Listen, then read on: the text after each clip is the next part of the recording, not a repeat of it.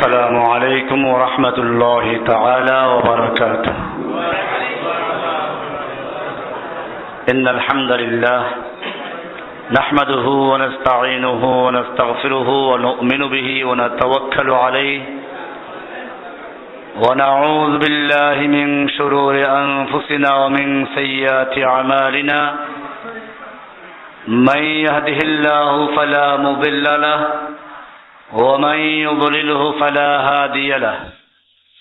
وأشهد أن لا إله إلا الله وحده لا شريك له وأشهد أن محمدا عبده ورسوله صلى الله تعالى عليه وعلى آله وصحبه أجمعين.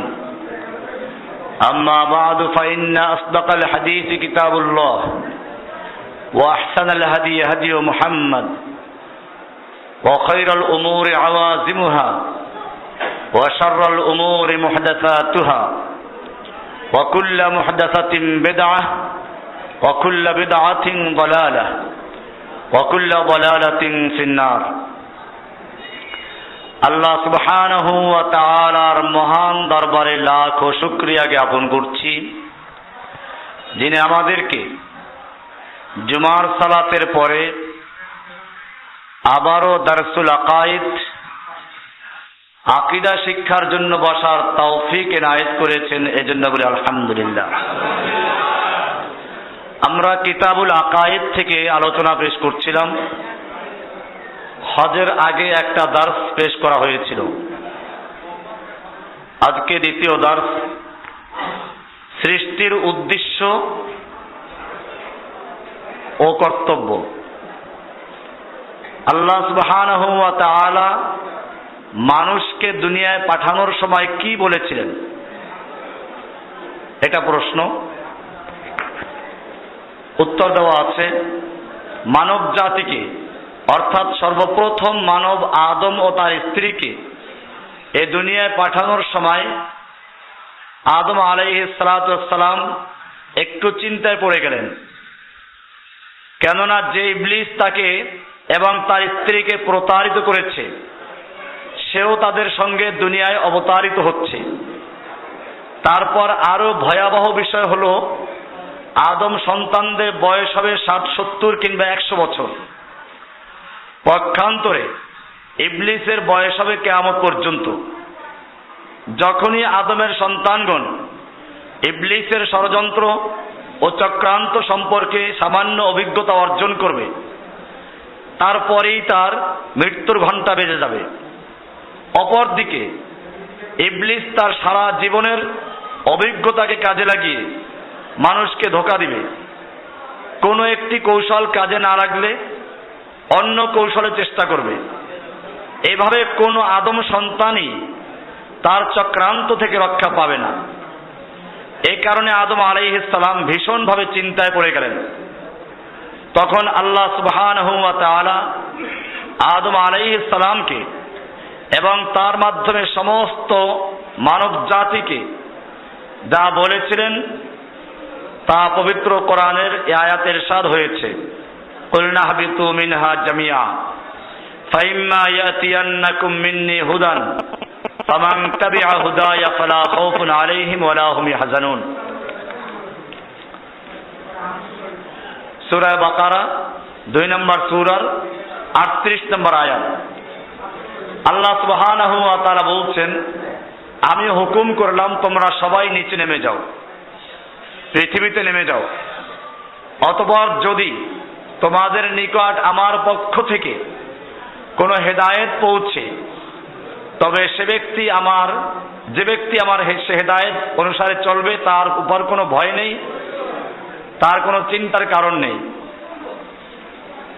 আল্লাহ সুবহানাহু ওয়া তাআলা এখানে প্রতিশ্রুতি দিয়েছেন, অঙ্গীকার করেছেন, আমি তোমাদের কিতাব দিব, হেদায়েতের গাইড পাঠাবো, যারা এটা অনুসরণ করবে তাদের কোনো ভয় নেই। প্রশ্ন, আল্লাহ সুবহানাহু ওয়া তাআলা কি সেই প্রতিশ্রুত হেদায়েতনামা পাঠিয়েছেন? আল্লাহ যে বললেন আমি তোমাদের কাছে হেদায়েত পাঠাবো, এটা পাঠিয়েছেন কিনা? আমরা দেখি অবশ্যই আল্লাহ পাঠিয়েছেন। আর এই কারণে কোরআনের শুরুতে আল্লাহ তাআলা বলছেন যালিকাল কিতাবু লা রাইবা ফি, এটি ওই কিতাব। ওই কিতাব কোন কিতাব? যালিকার মুশারুন ইলাই, কিসের দিকে ইঙ্গিত করা হলো? যালিকাল কিতাব বলতে কি, কোন কিতাবকে ইঙ্গিত করা হয়েছে? তাফসিরে বিভিন্ন রকম বক্তব্য আছে। একটা বক্তব্য এটাও, আল্লাহ সুবহানাহু ওয়া তাআলা জানাচ্ছেন আমি তোমাদেরকে যে কিতাব দেওয়ার অঙ্গীকার করেছিলাম, যে কিতাব দেওয়ার জন্য প্রতিশ্রুতি দিয়েছিলাম, এ হলো সেই কিতাব। যালিকাল কিতাব, ওই কিতাব যার অঙ্গীকার আমি করেছিলাম। লা রাইবা ফীহি, এতে কোনো রাইব নেই, সন্দেহ নেই, সংশয় নেই, দ্বিধাদ্বন্দ্ব নেই। হুদাল লিল মুত্তাকিন, মুত্তাকিনদের জন্য এটা হেদায়েত, হেদায়েতকারী। মুত্তাকিনদের জন্য হেদায়েতকারী কি করে হলো? মুত্তাকিন তো মুত্তাকিন হয়েই গেছে, এর হেদায়েতের প্রয়োজন কি? এর অর্থ বিভিন্ন রকম হতে পারে। এক হচ্ছে এইখানে মুত্তাকিন বলতে যারা মুত্তাকিন হতে চায় তাদের জন্য হেদায়েত। হুদাল লিল মুত্তাকিন, যারা তাকওয়া অর্জন করতে চায়, আল্লাহর পক্ষ থেকে হেদায়েত যারা চায়, এই কিতাব তাদের জন্য উপকারে আসবে। এতে বোঝা গেল হেদায়েতের উদ্দেশ্য ছাড়া যদি বারবার এই কিতাব পড়ে কোনো লাভ হবে না, সে হেদায়েত পাবে না। অনেক হিন্দু খ্রিস্টান এই কিতাব পড়েছে, গিরিশচন্দ্র সেন অনুবাদও করেছে, বাকি সর্বপ্রথম করেছে কিনা এটা নিয়ে দ্বিমত আছে, কিন্তু সে অনুবাদ করেছে। এরকম ভাবে মরিস বুকাইলি কোরআন গবেষণা করেছে। বহু হিন্দু পণ্ডিত কোরআন পড়ে, এই জন্য কি সে পরকালে নাজাত পাবে?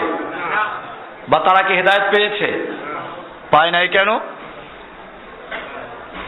এই কিতাবে বলা আছে হুদাল লিল মুত্তাকিন, যারা তাকওয়া অর্জন করতে চাবে তাদের জন্য হেদায়েত।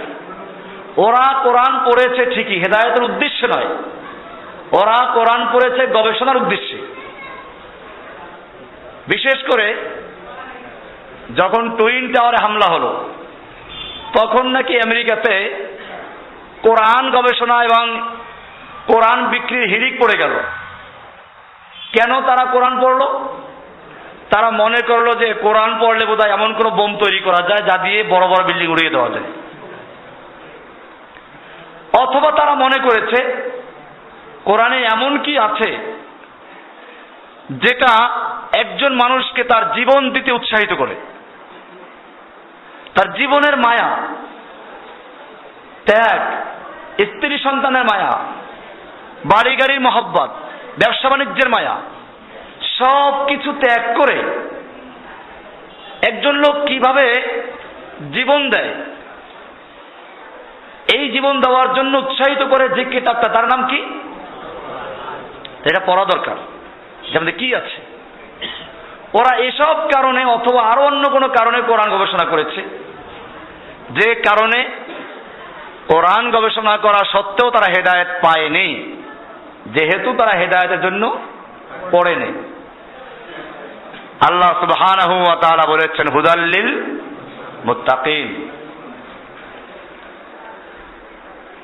এবারে তৃতীয় প্রশ্ন, যে আল্লাহ সুবহানাহু ওয়া তাআলা আমাদেরকে কি এমনি এমনি সৃষ্টি করেছেন, না কোনো উদ্দেশ্য নিয়ে সৃষ্টি করেছেন? না, আল্লাহ আমাদেরকে এমনি সৃষ্টি করেন নাই, আমাদের একটা উদ্দেশ্য নিয়ে সৃষ্টি করেছেন। অযথা কাজ আল্লাহ করেন না, উদ্দেশ্যবিহীন কাজ করে কে জানেন? পাগল। একটা পাগলকে জিজ্ঞেস করুন তুমি কোথায় যাচ্ছ, সে বলবে জানি না। কেন যাচ্ছ তাও জানি না। অর্থাৎ তার কাজের কোনো লক্ষ্য নেই, কোনো উদ্দেশ্য নেই। আল্লাহ রাব্বুল আলামিন সেজন্য সূরা মুমিনুনের 23 নম্বর সূরার 115 নম্বর আয়াতে বলছেন আফা হাসিবতুম আন্নামা খলাকনাকুম আবাসা ওয়া আন্নাকুম ইলাইনা লা তুরজাউন, তোমরা কি মনে করেছো আমি তোমাদেরকে অনর্থক সৃষ্টি করেছি? অনর্থক সৃষ্টি করেছি মনে করেছো? আর তোমরা আমার দিকে প্রত্যাবর্তিত হবে না, আমার কাছে ফিরে আসবেন, এটা মনে করেছো? তাহলে এখানে পরিষ্কার হয়ে গেল আল্লাহ তাআলা আমাদেরকে উদ্দেশ্যবিহীন সৃষ্টি করেননি। এবারে আল্লাহর উদ্দেশ্যটা কি? তাহলে সেই উদ্দেশ্যটা কি? আল্লাহ সুবহানাহু ওয়া তাআলা কোরআনে বলেছেন সূরা যারিয়াত 51 নম্বর সূরার 56 নম্বর আয়াতে, আমা খলাকতুল জিন্না ওয়াল ইনসা ইল্লা লিয়াবুদুন, আমি মানব জাতিকে এবং জিন জাতিকে সৃষ্টি করেছি শুধুমাত্র আমার ইবাদত করতে। লিয়াবুদুন, এই লিয়াবুদুন এর ব্যাখ্যায় মুফাসসিরিনে কেরামগণ বলেছেন আই লিওয়াহিদুন, আমার একত্বকে প্রতিষ্ঠা করার জন্য, আল্লাহর জমিনে আল্লাহর একত্ব, একচ্ছত্র সার্বভৌমত্ব প্রতিষ্ঠার জন্য। তাওহীদ, আমরা যেটাকে কি বলি? তাওহীদ বলি। লিয়াবুদুন আই লিওয়াহিদুন, সুতরাং তাওহীদকে মেনে নিয়ে জীবনের সকল ক্ষেত্রে এককভাবে শুধু আল্লাহ সুবহানাহু ওয়া তাআলার ইবাদত করার জন্যই আল্লাহ মানব জাতিকে এবং জিন জাতিকে সৃষ্টি করেছেন। আল্লাহর তাওহীদকে মেনে নিয়ে একচ্ছত্রভাবে আল্লাহর ইবাদত করার জন্য আল্লাহ সৃষ্টি করেছেন। এইখানে আল্লাহ ছাড়া যেমন অন্য কারো ইবাদত চলবে না, তেমন আল্লাহর ইবাদত করে অন্য কাউকে শরীক করাও চলবে না। আল্লাহ ছাড়া অন্য কারো ইবাদত করা চলবে না। আবার আল্লাহর ইবাদত করলো ঠিকই, সাথে কাউকে শরীক করলো, এটাও চলবে না। এটাই হচ্ছে আল্লাহর উদ্দেশ্য। মানুষ এবং জিন জাতির বিভ্রান্ত কিছু অংশ, বিভ্রান্ত কিছু লোক ছাড়া অন্য কোনো মাখলুক পাওয়া যাবে না যারা শিরিক করে অথবা পৌত্তলিকতায় লিপ্ত আছে। না, কেউই করে না। শুধু মানুষ এবং জিন জাতির একটা অংশ, বিভ্রান্ত অংশ শিরিকে লিপ্ত।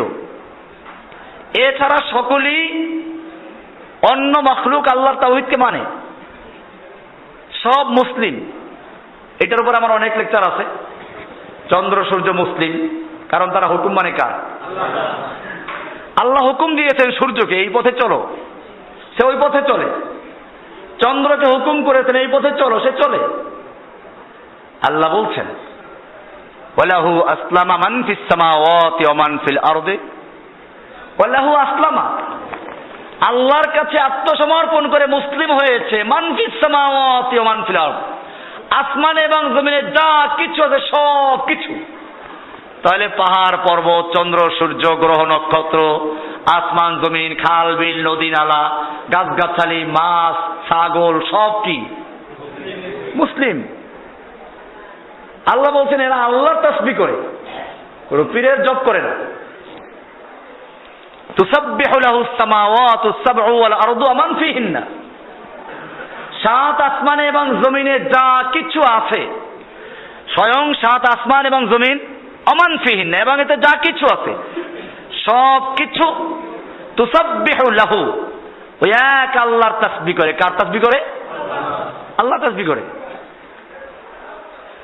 এজন্য কোরআনের সূরা মারিয়মের 93 নম্বর আয়াত আল্লাহ বলছেন ইন কুল্লু মান ফিস সামাওয়াতি ওয়াল আরদি ইল্লা আতির রহমানি আবদা, আকাশ মণ্ডলী ও পৃথিবীতে এমন কেউ নেই যে রহমানের কাছে, দয়াময় আল্লাহর নিকট বান্দা রূপে উপস্থিত হবে না।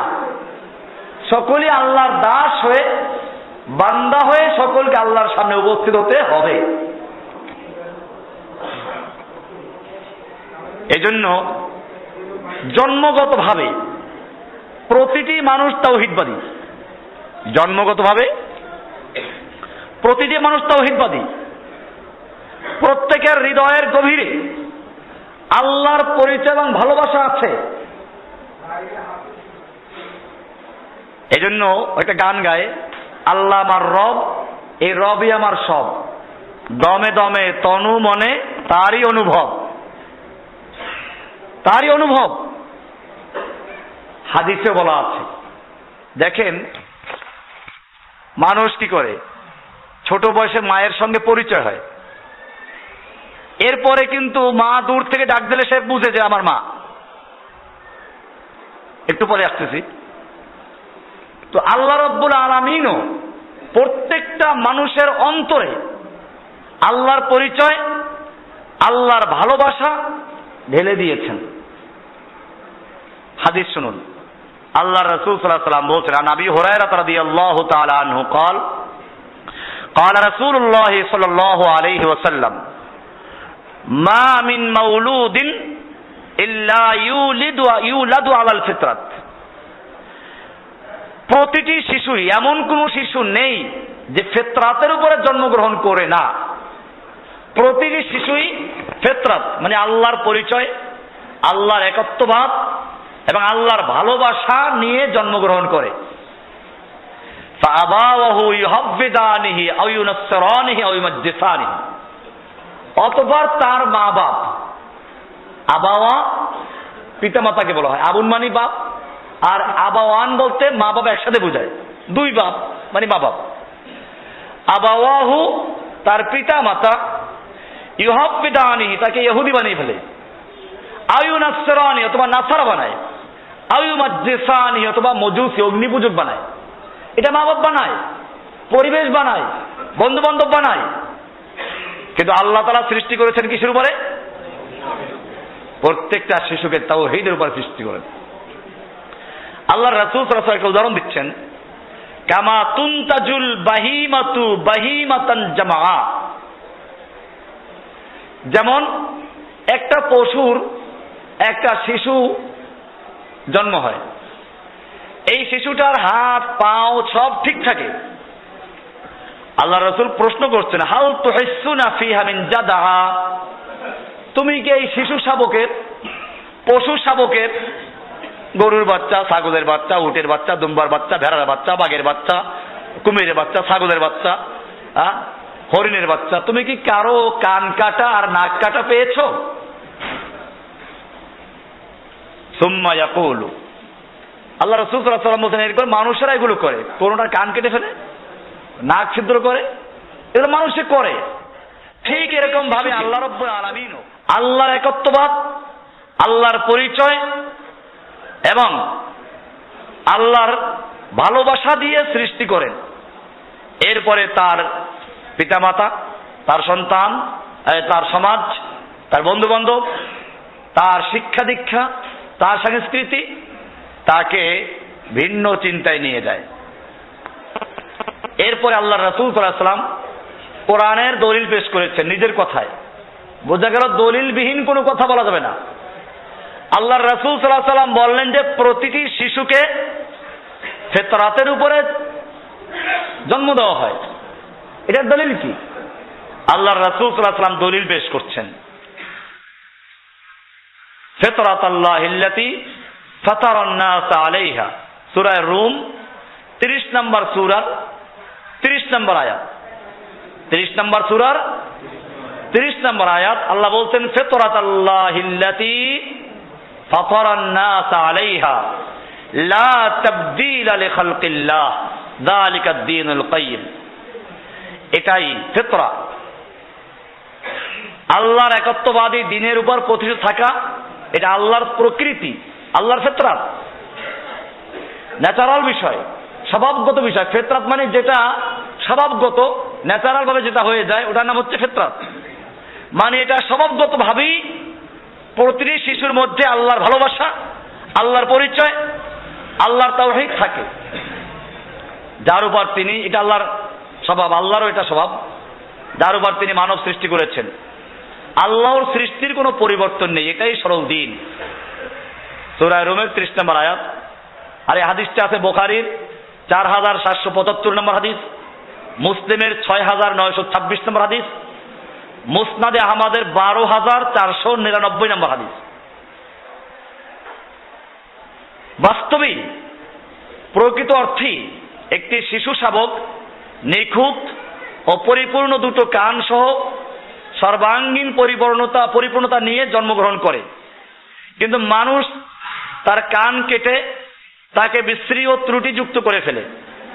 এভাবে একটি মানব শিশু আল্লাহর পরিচয়, আল্লাহর ভালোবাসা ও একত্ববাদী চেতনা নিয়ে জন্মগ্রহণ করার পর পিতামাতা, বন্ধুবান্ধব, পীর ফকির কর্তৃক বিভ্রান্ত হয়ে সে শিরকে, বেদাতে, অগ্নিপূজায় লিপ্ত হয় এবং কান কাটা পশু শাবকের মতোই অসুন্দর, বিকৃত ও ত্রুটিযুক্ত হয়ে যায়। এক পর্যায়ে সে হারিয়ে ফেলে মহান স্রষ্টার প্রকৃত পরিচয়। এভাবে সে ভুলে যায়। স্বভাবগতভাবেই প্রতিটি মানুষ একাত্মবাদী চেতনা সহ আল্লাহর ইবাদত করার মনোবৃত্তি নিয়েই দুনিয়ায় আগমন করে। ইবাদত ও দাসত্বতার প্রকৃতিগত বিষয়ে সে কোনো না কোনো সত্তার দাসত্ব করবেই, এটা মানুষের স্বভাব। মানুষ কারো না কারো গোলামি করবে, দাসত্ব করবে, এই মানসিকতা নিয়েই সে আসে আল্লাহ দাসত্ব করার জন্য। এই জন্যই একমাত্র ইবাদত ও দাসত্ব তার প্রকৃতিগত বিষয়ে সে কোনো না কোনো দাসত্ব করবেই, এটা তার স্বভাবগত বিষয়। দাসত্ব মানুষের ন্যাচারাল বিষয়। এই জন্যই একমাত্র মাবুদের পরিচয় হারিয়ে ফেললে, মাবুদের পরিচয় যার দাসত্ব করা দরকার তার পরিচয় হারিয়ে ফেললে তখন কি করে? তখন শত সহস্র কৃত্রিম অসত্য মাবুদের ইবাদত করে সে তার প্রকৃতিগত দাসত্ব প্রবৃত্তির উপশম করতে প্রয়াস পায়। আসল যার দাসত্ব করা দরকার তাকে ভুলে গেছে, এখন দাসত্ব তাকে করতে হবে। তখন কার করবে? এখন 33 কোটি দেবদেবীর কি করে? দেবতার সে দাসত্ব করে। এখন সে নেতা নেত্রী দাসত্ব করে। যার দাসত্ব করা দরকার ছিল তাকে সে ভুলে গেছে। তার সংস্কৃতি, তার শিক্ষা, তার সমাজ তাকে আল্লাহর পরিচয় ভুলিয়ে দিয়েছে। এখন সে গোলামি করে কার? তার বসের গোলামি করে, মন্ত্রীর গোলামি করে, এমপির গোলামি করে।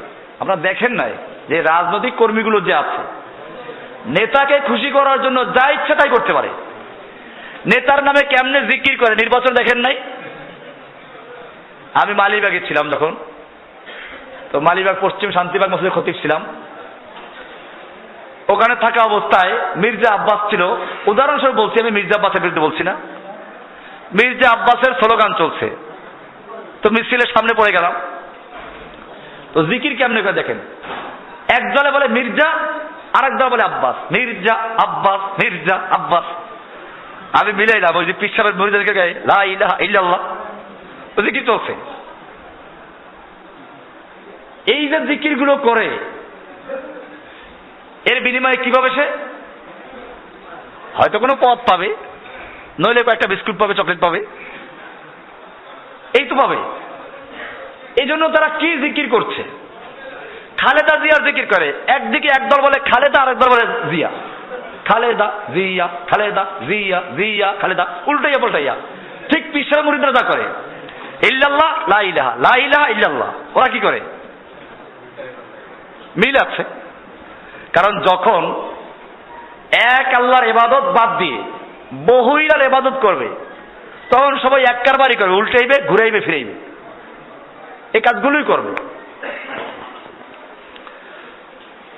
দুইটাই আছে বিএনপির, এই জন্য কেউ নাখোশ হবে না। কারণ আমি আওয়ামী লীগের মিছিলে কোনো শুনিও নাই, ওরা আমাদের ধারে কাছে আসেই নাই। এরা আসতে সেজন্য কাজে কাছের লোকেরা, আমাদের পক্ষেই বললাম, যাদের অ্যালার্জি আছে বিএনপির উপরে। আমার কাছে দুই নেত্রী সমান, পায়খানার এই পিঠও ও পিঠে দুই পকেট না পাক, ঠিক আছে? দুইজনই গণতন্ত্রী। দুইজনই একই কারবার করেন। কাজে এখানে কারো কোনো পক্ষে বিপক্ষে নেই, যেহেতু আমি ওনাদেরটা শুনছি সেজন্য বললাম। কাজে এটাকে আবার কালারিং করার কোনো সুযোগ নেই। ও তাই নাকি? এখানে আসলে মিলাইতে পারে না, কারণ একদিকে হাসিনা বললে বলা দরকার অজিত মিয়া, কিন্তু অজিত মিয়ার সঙ্গে হাসিনার সম্পর্ক তো ভালো ছিল না, এই জন্য আওয়ামী লীগের লোকেরা ভুলে অজিত মিয়ার নাম লয় না। ব্যাপারটা বুঝেন নাই? কি করবে? হাসিনা মুজিব বলে বাপের নাম বলা লাগে, কিন্তু বিয়ের পর তো বাপের নাম থাকে না। এক প্যাচে পড়ে গেছে, এরা হয়তো স্লোগান মিলাইতে পারে নাই। যাই হোক, হয়তো কোনো মিলিয়ে ফেলছে কিনা জানি না।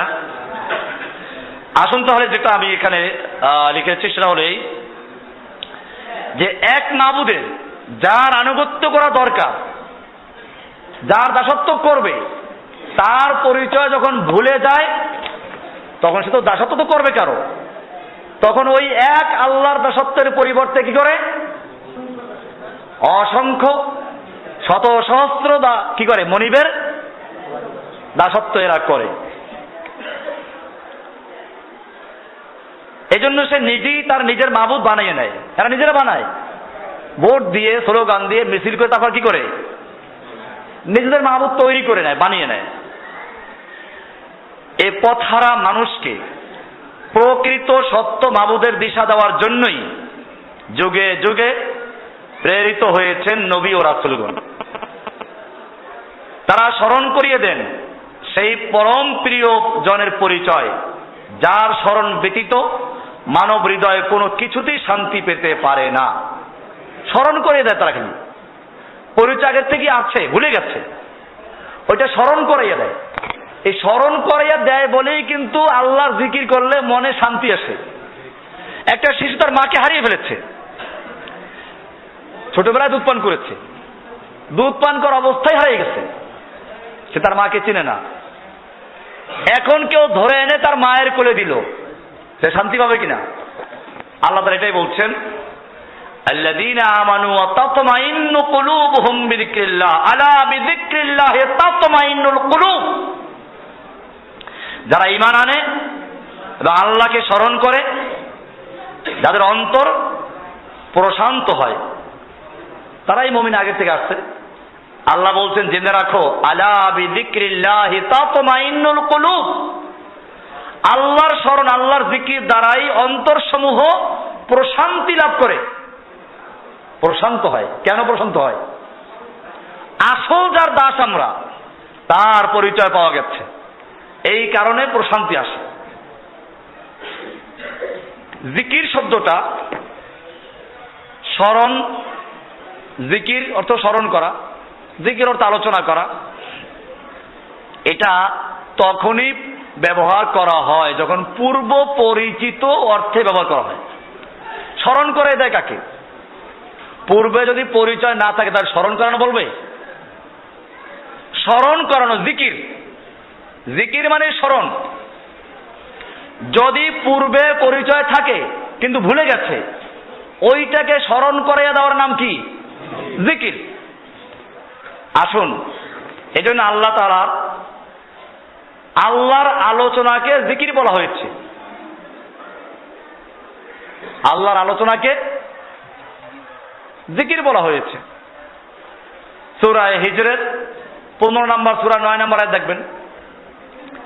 আবার এই কোরআনকে তাযকিরা বলা হয়েছে, ইন্না হাযিহি তাযকিরাহ ফামান শাআ যাকারাহ ফি সুহুফিন মুকাররামাহ। সূরা আবাসা 80 নম্বর সূরার 11 নম্বর আয়াত আল্লাহ বলছেন তাযকিরা। কোরআনকে বলছে তাযকিরা। তাযকিরা মানে কি? তাযকিরা মানে হলো যে স্মরণ করে দেয়, স্মরণিকা। আবার সূরা আনআম 6 নম্বর সূরার 90 নম্বর আয়াত আল্লাহ বলছেন যিকরা। যিকরা কোরআনের নাম কি বলা হয়েছে? স্মরণিকা। আবার রাসূল সাল্লাল্লাহু আলাইহি সাল্লামকে আল্লাহ বলছেন মুযাক্কির। কি বলছেন? স্মরণ করাইয়া দেয় যে, তার নাম কি? স্মরণ করানেওয়ালা। এটা আছে সূরা গাশিয়া 88 নম্বর সূরার 81 নম্বর আয়াত। আল্লাহ বলছেন ইন্নাকা আনতা মুযাক্কির, ইন্নামা আনতা মুজাক্কির, ইন্নামা আনতা মুজাক্কির, নিশ্চয়ই আপনি একজন স্মরণ দাতা। এখন স্মরণ করাইয়া দেওয়া, কোন জিনিস স্মরণ করে দেয়? কোনটা? যেটা ভুলে গেছে। পূর্বে যেটা জানা ছিল মানুষ ভুলে গেছে, ওইটাকে স্মরণ করাইয়া দিলে তার নাম কি?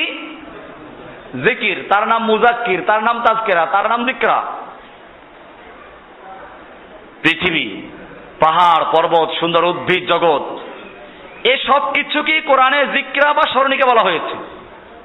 কারণ এইগুলো আল্লাহর পরিচয় স্মরণ করাইয়া দেয়। হ্যাঁ, সব কিছু কি করে? আল্লাহর পরিচয় স্মরণ করাইয়া দেয়। এই সব কিছুই পাহাড় পর্বত বলেন, চন্দ্র সূর্য বলেন, কেমনে?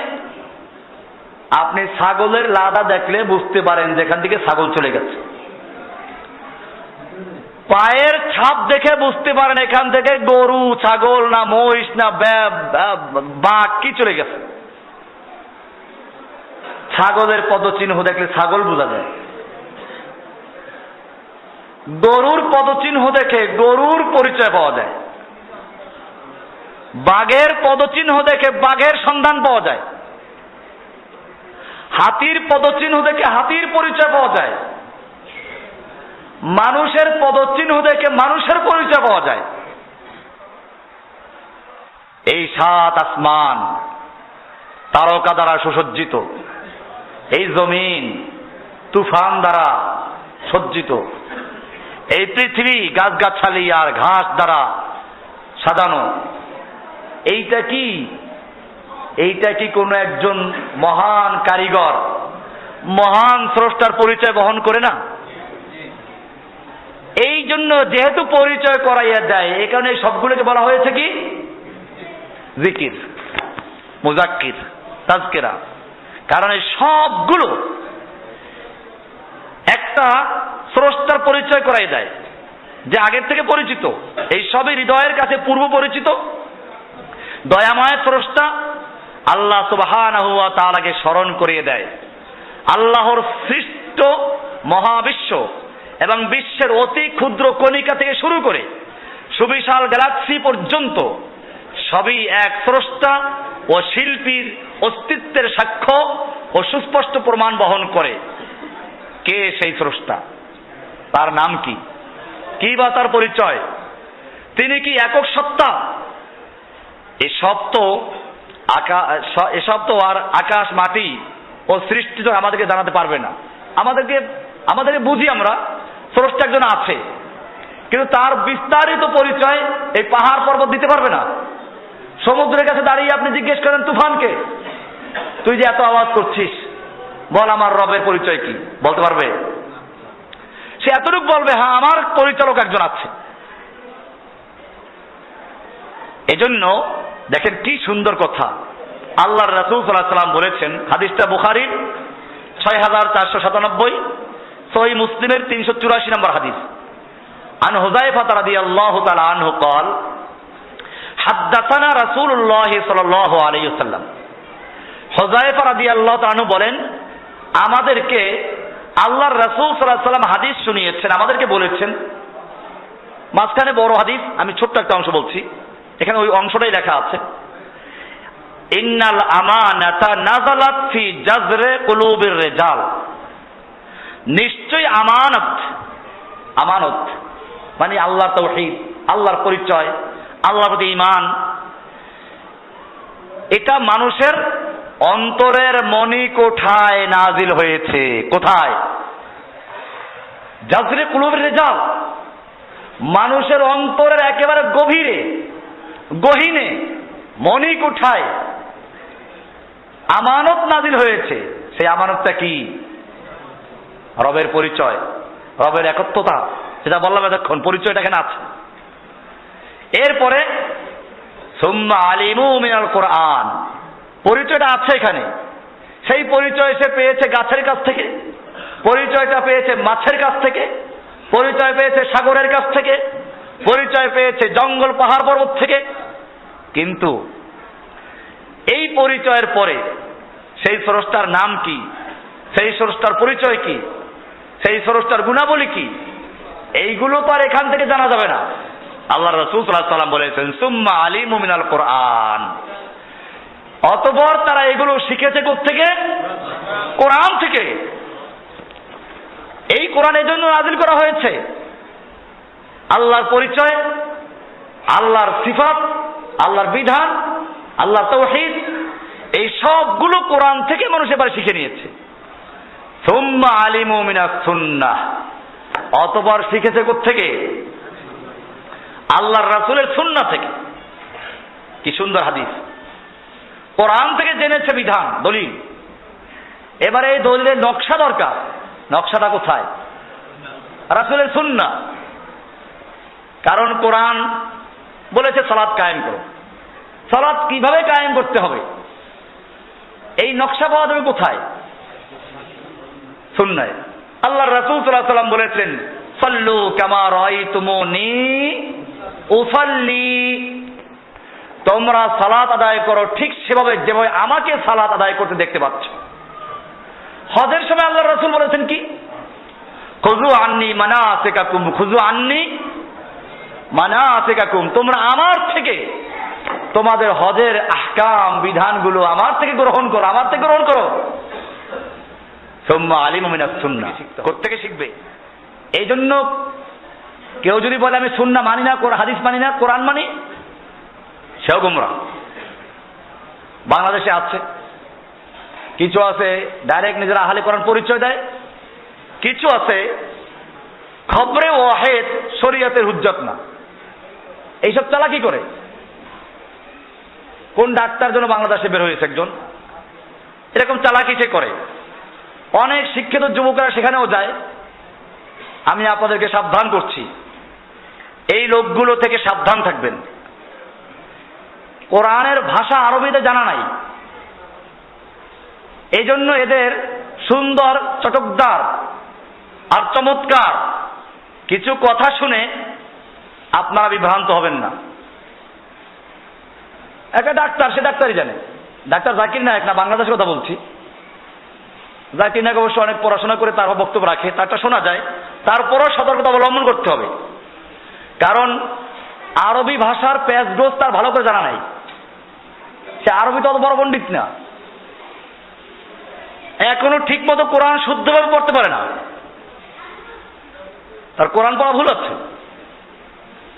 আমি তাকে ছোট করছি না, আলহামদুলিল্লাহ সে অনেক বড় কাজ করেন, তাকে ভালোবাসি, তাকে সমর্থন করি। সেই কোরআন সুন্নাহ মোতাবেক যতটুকু বলে অতটুকু সমর্থন করি। এটা আমি সবের বেলায়, জাকির নায়েকের বেলায় বলেন, আর একজনের বেলায় বলেন, কোরআন এবং সুন্নাহ মোতাবেক যেই কথা বলবে সে যত ছোট হোক না কেন আমি তাকে সমর্থন করি, অতটুকু যতটুকু সে কোরআন সুন্নাহ মোতাবেক বলে। আর কোরআন সুন্নাহ বিহীন যদি কথা বলে সে যত বড় ব্যক্তি বলুক না কেন তাও আমি মানি না। কারণ আমাকে আল্লাহ নির্দেশ করেছেন কোরআন সুন্নাহ দ্বারা যাচাই করতে। সূরা নিসার 59 নম্বরে বলা আছে, ফাইন তানাজাতুম ফি শাইইন ফারুদ্দু ইলাল্লাহি ওয়ার রাসূল, যদি কোনো বিষয়ে তোমাদের মধ্যে বিবাদ থাকে, মতনৈক্য দেখা দেয়, বিরোধ দেখা দেয়, ওটা আল্লাহ এবং তার রাসূলের কাছে ফেরত দাও। আল্লাহর কাছে ফেরত দেওয়ার মানে হচ্ছে কোরআনের সঙ্গে মিলাও, রাসূলের সঙ্গে ফেরত দেওয়ার মানে হচ্ছে সুন্নাহর সঙ্গে মিলাও। আল্লাহর রাসূল সাল্লাল্লাহু আলাইহি ওয়াসাল্লাম কথা বলেছেন, তারাকতু ফীকুম আমরাইন, আমি তোমাদের মাঝে দুটো জিনিসকে রেখে যাচ্ছি, লান তাদিল্লু মা তামাসসাকতুম বিহিমা, তোমরা গোমরাহ হবে না, পথভ্রষ্ট হবে না, পদচ্যুত হবে না, যতক্ষণ পর্যন্ত ওই দুটো জিনিসকে তোমরা শক্তভাবে ধরে রাখবে। সেই দুইটা জিনিস কি? বড় বড় পীর, বড় বড় মুফতি, বড় বড় মুহাদ্দিস, সংখ্যাগরিষ্ঠ মানুষ না। আল্লাহর রাসূল সাল্লাল্লাহু আলাইহি ওয়াসাল্লাম পরিষ্কার করে দিয়েছেন, সেই দুটো জিনিস হচ্ছে কিতাব আল্লাহি ওয়া সুন্নতি। একটা হচ্ছে আল্লাহর কিতাব কোরআন, আর একটা আমার সুন্নাহ, আমার তরিকা। আমার কথা, আমার কাজ। এজন্য কোরআন মানবে আর হাদিস মানবে না। এখন একদল বের হয়েছে, এরা কোরআন মানে দাবি করে। তো কোরআনে তো বলা আছে আকিমিস সালাতা তারাফাইন নাহার ওয়া যুলাফা মিনাল লাইল, দিনের 2 অংশে এবং রাতের কিছু অংশে সালাত আদায় করো, কাজেই 3 ওয়াক্ত সালাত। আবার এই 3 ওয়াক্ত যে সালাত আদায় করবে তা পাবে কোথায়? কয় রাকাত পড়বে? কিভাবে আদায় করবে? রুকু আগে না সিজদা আগে? তাসবিহ তাহলিল কি পড়বে? এখন তাদের সালাত কেমনে তা আমার জানা নাই অবশ্য। কেমনে সালাত আদায় করে জানা আছে কারো? বাড্ডার কারা জানেন না? বাড্ডায় তো আছে এরা। আমাদের অনেক ভাইকে তারা বিভ্রান্ত করতে পেরেছে। আর আমাদের ভাইগুলো আলহামদুলিল্লাহ এমন, ওই একদল আছে পীরের মুরিদ, আর এখন হলো যেদিকে ঝুঁকে তার মুরিদ। মাশাআল্লাহ, আলহামদুলিল্লাহ, আপনার ধারণা আলহামদুলিল্লাহ ভালো। আমি এই ভাইকে বলিও নাই, আমাদের কিছু লোক আছে। এই তাকলিদ, অন্ধ অনুকরণ করা যাবে না। আলহামদুলিল্লাহ আপনাদের উপর সে ধারণা আমার আছে, সুধারণাই আছে, এবং আপনাদের এতটুকু কোরআন সুন্নাহর প্রতি ভালোবাসা আছে বলে আপনারা কষ্ট করে এখানে আসেন। আল্লাহ তাআলা আপনাদেরকে কোরআন সুন্নাহর জ্ঞান দান করেন এবং আমল করার তৌফিক দান করেন। যাই হোক, বলছিলাম এই লোকগুলো দাবি করে কোরআন মানি। তো কোরআন মানলে কোরআনে কি সালাতের এই তাকবীরের তাহরিম থেকে শুরু করে সালাম ফেরানো পর্যন্ত বিষয়গুলো আছে কোরআনে? এজন্য সুম্মা আলিমু মিনাস সুন্নাহ, সুন্নাহ থেকে শিখতে হবে এগুলো, নইলে সে হারিয়ে যাবে। অনেকে আছে ফিকহ মানে না। দেখেন, এই জন্য আমি বলি যে আমি বড় ঝামেলার মধ্যে আছি। ফিকহ মানে না। আরে ফিকহ না মানলে তুমি কোরআন সুন্নাহর মতো রাষ্ট্র কায়েম মতো চালাইবে কেমনে? ফিকহ লাগবে না? সাহাবায়ে কেরাম মাসলা মাসাল জিজ্ঞেস করতে সাহাবীদের কাছে যান নাই? তো সাহাবীদের যুগেই তো ফিকহর দরকার ছিল। তুমি এটা বলতে পারো যে কোরআন সুন্নাহর আলোকে যে ফিকহ সেটা আমি মানি, কোরআন সুন্নাহ বাদ দিয়ে বা কোরআন সুন্নাহর উসুল বাদ দিয়ে মন গড়া যদি কেউ কোনো মাসলা মাসাইল বলে ফিকহ তৈরি করে, এটা আমি মানি না, এটা বলতে পারো। তুমি ডাইরেক্ট বলতে ফিকহ মানি না, এটা আরেক গুমরাহি। কারণ ফিকহ মানে কি? আপনি সালাতের মাসাইল, উজুর মাসাইল, গোসলের মাসাইল, এরকম ব্যাংকের মাসাইল, ব্যবসা বাণিজ্যের মাসাইল, বেচা কেনার মাসাইল, এই মাসাইলগুলো তো ফিকহ। এই মাসাইলগুলোর নাম কি? এই যে মাসলা মাসাইল কোরআন হাদিস থেকে যে বের করা হয়েছে, এইগুলোর নাম কি? ফিকহ। কোরআনে বলা আছে ফালাউলা নাফারা মিন কুল্লি ফিরকাতিন মিনহুম ফালাউলা নাফারা মিন কুল্লি ফিরকাতিন মিনহুম তায়ফাতুন লিয়াতাফাক্কাহু ফিদ্দীন, লিয়াতাফাক্কাহু ফিদ্দীন, তাফাক্কুহ ফিদ্দীন, ফিকহ অর্জন করবে। তো ফিকহ না মানলে কেমনে আপনি? তো কোরআনে তো এখানে ফিকহ অর্জন করতে বলা হয়েছে। ফিকহ অর্জন না করলে আপনি আমিরুল মুমিনিন হলেন, আপনি দেশ চালাবেন কেমনে? আপনার বিচার ব্যবস্থা কেমনে চলবে? ওই কোরআন দিয়ে, হাদিস দিয়ে। ওই কোরআন এবং হাদিস থেকে যে মাসাইল গুলো বের করা হয় ওইটার নামই কি? ফিকহ কোনো জঙ্গলের আজীব কোনো পশুর নাম না। এই জন্য কথাবার্তা বলতে আপনারা বুঝে শুনে বলবেন। এমন কথা আপনারা বলবেন না যে কথা বললে নিজের বিপদ আসে।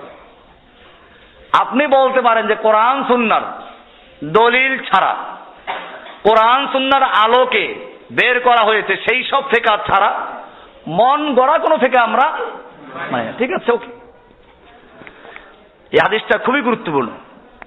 আল্লাহ রাসূল সাল্লাল্লাহু আলাইহি ওয়াসাল্লাম বলেছেন আন্নাল আমানাতা নাযালাত ফি জাযরে কুলুবির রিজাল, আমানত মানুষের অন্তরের গহীনে, অন্তরের মণিকোঠায় আমানত নাজিল করা হয়েছে। সেই আমানত হচ্ছে আল্লাহর ভালোবাসা, সেই আমানত হচ্ছে আল্লাহর পরিচয়, আল্লাহর তাওহীদ। এরপরে এই তাওহীদের পরিচয় পেয়েছে, আল্লাহর পরিচয় পেয়েছে আল্লাহর সৃষ্টি দিয়ে। এরপরে পরিচয় পাওয়ার পরে এখন বিস্তারিত বিধান জানতে কোত্থেকে? কোরআন থেকে। সুম্মা আলিমু মিনাল কোরআন, অতঃপর তারা শিখেছে কোত্থেকে? কোরআন থেকে। কোরআন থেকে শিখলো। তারপর আল্লাহ বলছেন সুম্মা আলিমু মিনাস সুন্নাহ, অতঃপর শিখেছে সুন্নাহ থেকে। আপনি বলবেন যে কোরআন থেকে তো শিখলাম, সুন্নাহ দরকারটা কি? বলতে পারেন এরকম? যারা দাবি করে আহলে কোরআন তারা এই কথাটাই বুঝায় যুবকদেরকে। কোরআনে আল্লাহ তাআলা বলেছেন ফাসসালনা কুল্লা শাইইন তাফসীলা। আমি আমার কিতাবুল আকায়েদে আহলে কোরআনদের সম্পর্কে আলোচনা করেছি, আপনারা পড়বেন, পড়াশোনা করেন, বিভ্রান্ত হয়েন না। তারা দলিল দেয় কি? সব দলিল দেওয়া আছে ওখানে। তারা বুঝায় কোরআনে বলা আছে, আল্লাহ বলছেন সব কিছু বিস্তারিত আলোচনা করেছি, তো সব তো বিস্তারিত কোরআনে আছে, আবার হাদিসের কি প্রয়োজন? কোরআনে বলা আছে তিবিয়ানাল লিকুল্লি শাই, সবকিছু স্পষ্ট বর্ণনা আছে কোরআনে, হাদিসের কি প্রয়োজন? তাছাড়া হাদিস তো আল্লাহ রাসূলের যুগে লেখা হয় নাই, পরে লেখা হয়েছে। এর উপরে কিভাবে নির্ভর করা যায়? কয়েকদিন পর বলবে কোরআনও তো রাসূলের যুগে এরকম ভাবে মুসাফে ছিল না, মুখস্থ ছিল, বিভিন্ন জায়গায় টুকরো টুকরো ছিল, এটাও কেমনে মানা যায়? বলবো এরকম। হ্যাঁ, জি বুঝি নাই। হ্যাঁ হ্যাঁ, আচ্ছা আচ্ছা, ঠিক আছে। মানে আহলে কোরআনদের সম্পর্কে নাকি ওই হাদিস সম্পর্কে? তো হাদিসকে তারা এভাবে অস্বীকার করবে, অথচ কোরআনে বারবার বলা হয়েছে কুল ইন কুনতুম তুহিব্বুনাল্লাহা ফাত্তাবিউনি। হে নবী, আপনি মুসলিম জাতিকে জানিয়ে দিন, মুমিনদেরকে জানিয়ে দিন, যদি তোমরা আল্লাহকে ভালোবাসতে চাও তাহলে আমার ইত্তেবা করো, আমার আনুগত্য করো। কি করতে বলা হয়েছে? কেন রাসূল আনুগত্য করবো? কেন? আমি কোরআন থেকে শিখবো, আমি কোরআন থেকে, কোরআনে বিস্তারিত আছে, রাসূলের কেন আনুগত্য করব? কোরআন কি বলেছে? মজার বিষয় এটা, ফাত্তাবিউনি, আমার ইত্তেবা করো। ইত্তেবা কাকে বলে? অনুসরণ নয়? আরে আপনারা তো এই কথা বলবেন না, আপনি ব্যাখ্যা দিয়েছে আগে। তাবউন, তাবিউন বলা হয় পায়ের নিশানা, পদচিহ্ন অনুসরণ করে চলা, এটার নাম কি? কারো পায়ের চিহ্নের উপরে পা রেখে চলার নাম হচ্ছে ইত্তেবা। কয় না অনেকের পদাঙ্ক অনুসরণ করছি, এই পদাঙ্ক মানে ওইটা আর কি। এখান থেকে গরুর বাছুরকে বলা হয় তাবিউন। কি বলা হয়? কেন? পুরুষ বাচ্চা হইলে বলা হয় তাবিউন, আর স্ত্রী বাচ্চা হইলে বলা হয় তাবিআতুন। গরুর বাছুরকে, গরুর বাছুর আরবি কি? গরুর বাচ্চা আরবি হচ্ছে তাবিউন, তাবিআতুন। পুরুষ হলে তাবিউন, স্ত্রী হলে তাবিআতুন। কেন বলা হয়? গরুর বাছুর তার মাকে অনুসরণ করে, মা যেদিকে যায় ওদিকে যায়, ভালো দিকে যাচ্ছে না মন্দ দিকে যাচ্ছে, আপনার কলই খাত খাওয়ার জন্য যাচ্ছে না ধান খাত খাচ্ছে, এটা ওই বাছুর দেখার বিষয় না। বুঝুক আর না বুঝুক তার মার সঙ্গে চলে, এই জন্য ওটাকে বলা হয় কি? আল্লাহ তাআলা বলছেন ফাত্তাবিউনি, আপনি বলে দিন আমার ইত্তেবা করো, আমার পদাঙ্ক অনুসরণ করো, আমার নকশে কদমে চলো, আমি যা করি তাই করো। এখানে কেন এটা বলা হলো? এই আল্লাহর রাসূল সাল্লাল্লাহু আলাইহি ওয়াসাল্লাম যা করেছেন, যা বলেছেন, সেইগুলোই সংকলিত হয়েছে হাদিস আকারে। কি আকারে? কাজে এখন যদি কোনো ব্যক্তি কোরআন মানার দাবি করে হাদিসকে অস্বীকার করে, সে কোরআনও মানে না, সে কোরআনও মানে না, এটা পরিষ্কার বিষয়। সে কোরআনও মানে না, মূলত সে নাস্তিক। মুসলিমদেরকে নাস্তিক বানাবার জন্য যুগে যুগে কুফাররা ইসলামের লেবাস পরেছে, এই লোকগুলো সেই লেবাস পরে তারপরে ধোঁকা দিচ্ছে। এই হাদিসটা রেফারেন্স দেওয়া আছে, আপনারা এই কিতাবটা, কিতাবুল আকায়েদ থেকে দার্স দিচ্ছি আমি, এই কিতাবটা পড়বেন। যে দার্স দেওয়া হচ্ছে এই জন্য যে আমাদের ভাইরা অনেকেই বলছে যে আসলে পড়া হয় না, তো লেকচার দিলে শোনা হলো, এবং এটা অন্য অন্য ভাইরা যারা দূরে আছে তারাও শুনলো, এবং তারাও কিতাবকে নিজেরা পড়ে পরে বুঝলো। না এই গভীর জিনিসগুলো, এই কিতাব তার পৃষ্ঠাবের কাহিনী না, এই যে দার্সগুলো প্রত্যেকটা ইলমি বিষয়, এই বিষয়গুলো বুঝতে চিন্তা করতে হবে, আপনারা পড়বেন। বস্তুত আল্লাহর সাথে সৃষ্টিগত, স্বভাবগত, হৃদয়গত এই পূর্ব পরিচয়টি না থাকলে, এই পূর্ব পরিচয়টি আগে পরিচয় আছে, আছে বলেই কোরআন আমরা গ্রহণ করছি। না থাকলে কোরআন সুন্নাহ ও সৃষ্টিকুল কোনো কিছু দিয়েই সেই মহান শিল্পী রাব্বুল আলামিনের একক সত্তার সুনিপুণ পরিচয় পাওয়া যেত না। আগের থেকে আছে গভীরে, এখন এগুলো দিয়ে চিনতে পারলাম। ইমাম ইবনে তাইমিয়া রাহমাতুল্লাহ আলাইহি বলেন, যে চিরন্তন সত্যটি মানুষ দলিল প্রমাণ দিয়ে জানতে চায়, তার সম্পর্কে হৃদয়ে পূর্ব অনুভূতি ও পরিচয় থাকার ফলেই সে তাকে অথবা তার কিছু অবস্থা জানতে দলিলের অন্বেষণ করে। কিছু পরিচয় আছে বলেই কি চায়? দলিল চায়, জানতে চায়। আমাদের অন্তরে আছে বলে আল্লাহ সম্পর্কে আমরা জানতে চাচ্ছি, কিন্তু হৃদয়ে যাকে পূর্ব থেকে অনুভব করতে পারে না, তাকে জানার স্পৃহা কিছুতেই তার মধ্যে সৃষ্টি হয় না। কিতাবুত তাওহীদ ইমাম ইবনে তাইমিয়া, ওর ভিতরে এটা আছে। মহান স্রষ্টা ও সুনিপুণ শিল্পী আল্লাহর সাথে মানব হৃদয়ের এই গভীর পরিচিতি মহাকালের অতীত কোন ক্ষণে তাদের থেকে নেওয়া তার রুবুবিয়তের সাক্ষ্য ও স্বীকৃতি কোরআন সুন্নাহ ও সৃষ্টি জগতের অকাট্য দলিল দ্বারা তার পরিচয়, একত্ববাদ ও ভালোবাসার স্মৃতিচারণ সবই এ দুর্লভ পরস্পরায় শক্তভাবে গাঁথা। এই যে আল্লাহ তাআলা প্রথমে অঙ্গীকার নিয়েছেন, এরপর দুনিয়ায় পাঠালেন, সৃষ্টির মাধ্যমে আমরা আল্লাহকে চিনলাম, এরপরে কোরআন থেকে জানলাম অথবা হাদিস থেকে জানলাম, এই সবগুলো তসবিহ জানার মতো জড়ানো, একটার সঙ্গে সম্পর্ক আছে। সম্পর্ক না থাকলে আমরা আল্লাহ পরিচয় খুঁজে পেতাম না, কোরআনও ভালো লাগতো না, হাদিস ভালো লাগতো না। মায়ের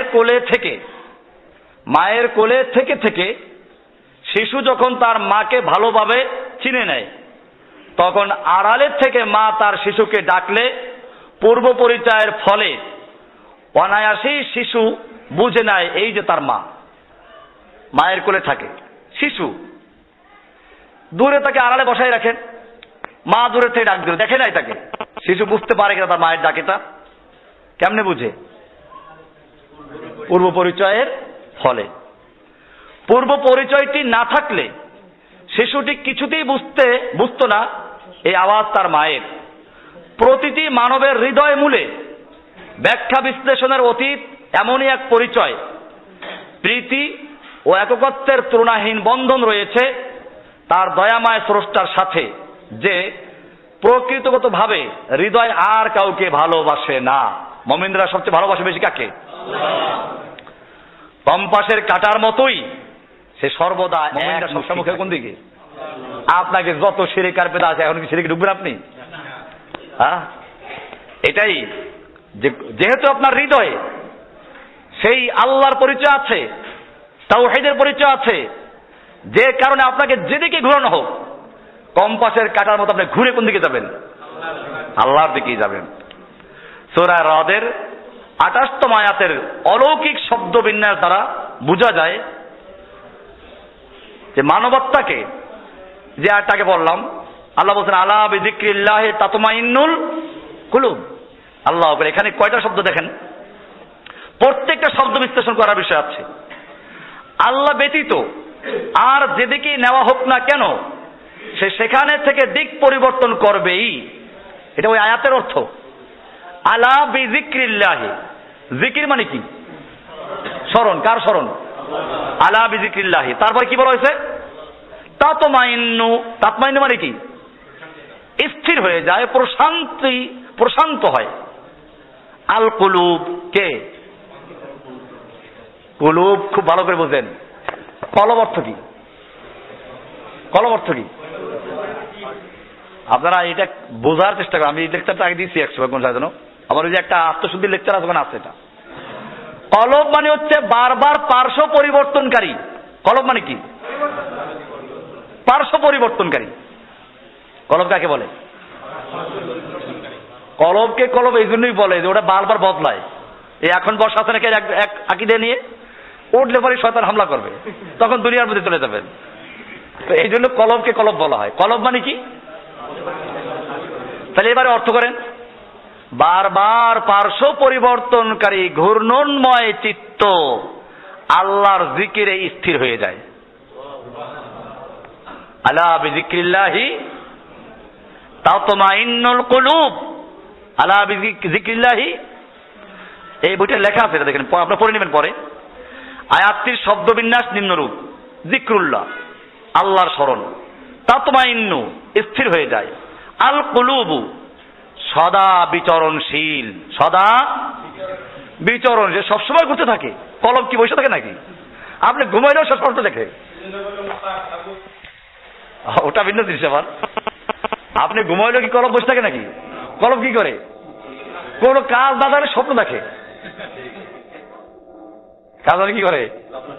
এই জন্য কলবকে কলব বলা হয়। সদা বিচরণশীল, পার্শ্ব পরিবর্তনকারী অন্তর, অর্থাৎ মানবাত্মা আল্লাহর প্রণয়, প্রীতি ও স্মরণ না পেলে অস্থিরতা হেতু পার্শ্ব পরিবর্তন করতে থাকে। একবার এই পাশে যায়, এই দরবারে যায়, ওই দরবারে যায়, জানেন না?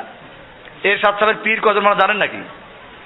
একবার মানিকগঞ্জ, একবার চরমনাই, একবার আট্টসি, হ্যাঁ, কত দরবার যে লোকটা ঘুরলো। তো এই যে পার্শ্ব পরিবর্তনকারী, যতক্ষণ পর্যন্ত আল্লাহর জিকির পর্যন্ত না যাওয়া, ততক্ষণ কি করে থাকবে? স্থির হবে কোথায়? কম্পাসের কাঁটা ঘুরতে থাকবে যতক্ষণ পর্যন্ত তার নির্দিষ্ট দিকে সে না ফিরবে, পার্শ্ব পরিবর্তন থাকবে।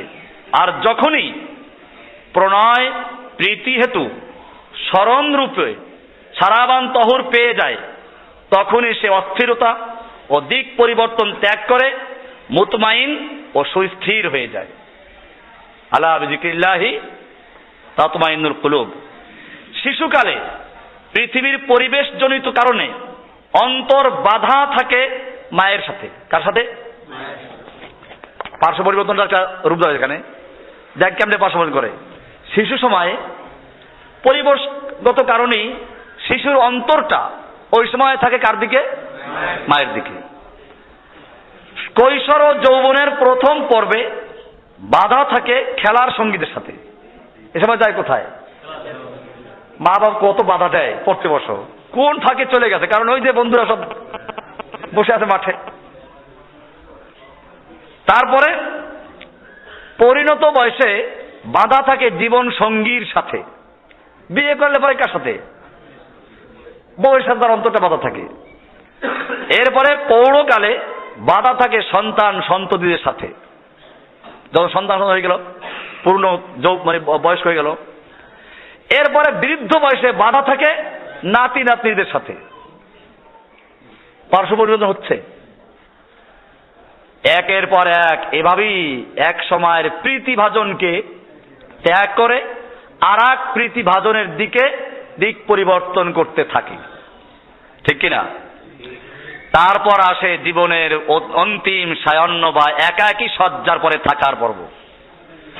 এখন আর কেউ নাই, নাতিরাও গেছে, বউ গেছে, ছেলে মেয়ে উড়াল দিয়ে চলে গেছে বড় হইয়া, সংসার নিয়ে ব্যস্ত। এখন কি? নয়ন ভরিয়া আছে আখি জল, মুছাবার কেহ নাই, হৃদয় ভরিয়া কথার কাকুলি শোনাবার কেহ নাই। তারপরে এই অসহায়ত্বের পরিসমাপ্তি ঘটে পৃথিবীর সব প্রিয়জনকে চিরদিনের জন্য চির বিদায় দেওয়ার মাধ্যমে। তখন কেউই আর জীবনের সঙ্গী হয়ে সাথে যায় না। অতএব মানবত্বাকে তার পরমাত্মীয় চিরস্থায়ী বন্ধু মহান রব্বুল আলামিনের সাথে বেঁধে দেওয়াই হচ্ছে অসহায়ত্ব, একাকিত্ব, চিরসঙ্গীহীনতা ও ধ্বংসের হাত থেকে বাঁচার উপায়। এটাই হলো বাঁচার উপায়। আলা বিযিক্রিল্লাহি তাতমাইন্নুল কুলুব। এই জন্য আল্লাহ তাআলা বলছেন, ফাতিরাস সামাওয়াতি ওয়াল আরদ আনতা ওয়ালিয়্যি ফিদ দুনিয়া ওয়াল আখিরাহ। আকাশ ও পৃথিবীর স্রষ্টা আল্লাহ, আপনি আমার পরম বন্ধু, ইহকালের ও পরকালের। পরম বন্ধু কে? কারণ সব বন্ধু উড়াল দিয়ে চলে যাচ্ছে, সব বন্ধু চলে যাচ্ছে। সর্বশেষ আবার সেই বন্ধুর কাছে আমাকে ফিরে যেতে হবে। এই বন্ধুর কাছে ফিরে যাওয়াটাই হচ্ছে আমাদের জীবনের লক্ষ্য, জীবনের উদ্দেশ্য। আজকে আলোচ্য বিষয় কি ছিল মনে আসছে নাকি? কি? সৃষ্টির লক্ষ্য, উদ্দেশ্য, এটা আলোচনা হলো। আল্লাহ সুবহানাহু ওয়া তাআলা আমাদের সকলকে বিষয়গুলোকে বুঝার এবং আমল করার তৌফিক দান করুন। আমিন। ওয়া সাল্লাল্লাহু তাআলা আলা নবিয়িনা মুহাম্মদ ওয়া আলিহি ওয়া সাহবিহি আজমাইন।